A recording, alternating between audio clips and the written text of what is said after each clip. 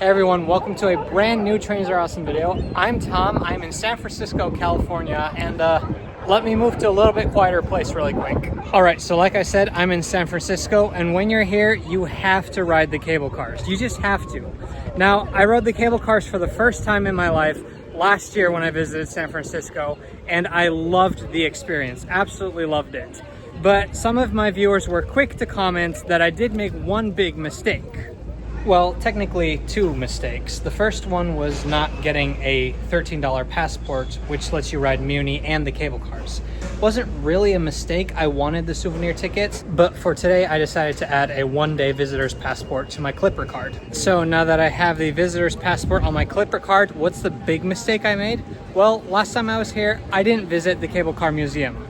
That sounds like a mistake I need to rectify right away. Some quick facts about the cable cars in San Francisco. The first line opened in 1873. Cable cars were very effective at moving people up and down the steep hills, and similar systems spread all across the country and to other cities around the world. However, today, the cable cars in San Francisco are the only ones left remaining using this technology that was pioneered here. There are 3 lines with a total system length of about 5 miles or 8 kilometers. While they are used by some commuters, most passengers on board are tourists. It's a fascinating moving piece of history, listed on the National Register of Historic Places.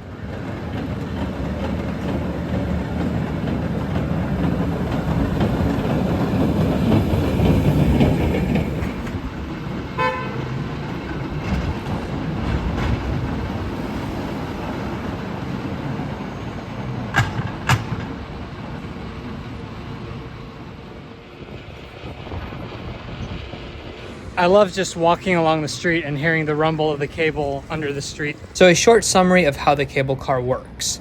Underneath the streets, there are long cables that are continuously moving. They're under this groove that you can see in the middle of the street.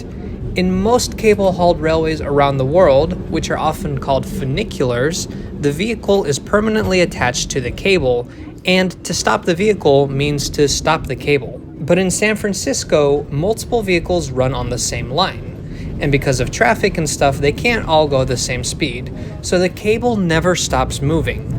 It's constantly moving at 9.5 miles per hour, or about 15 kilometers per hour. Instead, the cars themselves have a grip that goes under the street through that groove and attaches to the cable. When the grip grabs onto the cable, it pulls the car forward. When they let go and apply the brakes, the car stops. The person who is operating the cable car is also known as the grip, and as you can imagine, this is quite a labor-intensive job.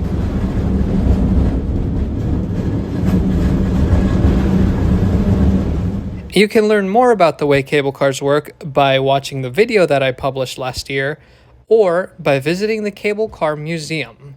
Located at the intersection of Mason and Washington Streets in Nob Hill, the Cable Car Museum is completely free, but closed on Mondays.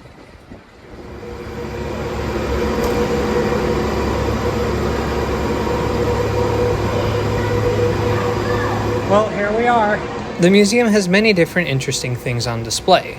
There are some old cars, as well as different parts of the mechanisms, with helpful and detailed description. This, for example, is what the whole grip system looks like.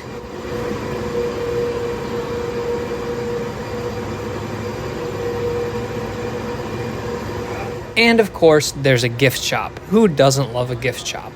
But honestly, the exhibits aren't the reason to come to this museum. What sets this museum apart is that it's located inside the most important building for the cable car system. Down below, we get a view of the workshop, where all sorts of maintenance and repairs can be performed on different parts. Upstairs, out of sight of the public, the cable cars are parked and maintained. But to see the main attraction, we have to walk over to the left. These giant spinning wheels are the heart of the cable car. Literally. Without them, nothing would move, because they move the cable. Miles and miles of steel cable come through these wheels, which are spinning them at a consistent speed of 9.5 miles per hour. While initially these wheels turned on steam power, between 1912 and 1926, everything was converted to electric power. There are 4 cables in total powering the 3 lines, and it's just so cool how they all come together neatly in a row.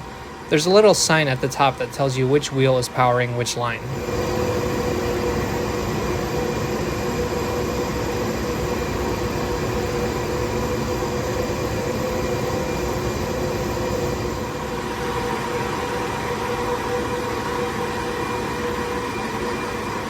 Having an observation deck so that the public can see all of this in action is a fantastic idea. And if you're in San Francisco riding the cable cars, you really need to add this museum to your itinerary. As you could see, you could just hop right off the car and walk in. I definitely learned my lesson.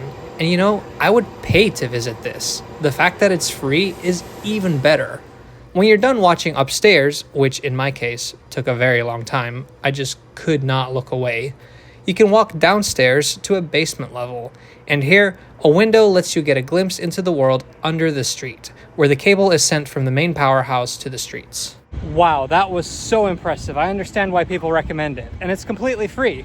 It was just so cool to see the cable spinning and just really get an understanding of how the cable car works. Now I've walked up the hill to California Street, gonna ride the California Street cable car because once I've ridden this, I've been on all 3 lines.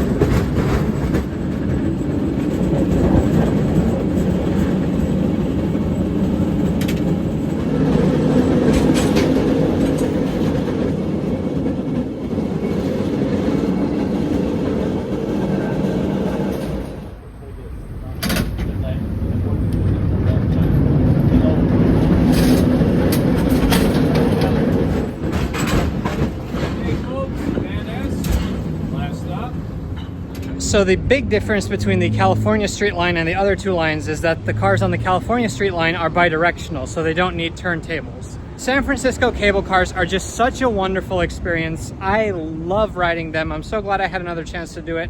And definitely check out the Cable Car Museum while you're in town. It completely complements the cable car experience, and it has my wholehearted recommendation. Thank you so much for watching today. If you enjoyed this video, please subscribe to Trains Are Awesome because we have so much more cool content coming from all over the world. Follow us on Instagram, check out our Patreon and the Trains Are Awesome store in the meantime, and we'll see you next time.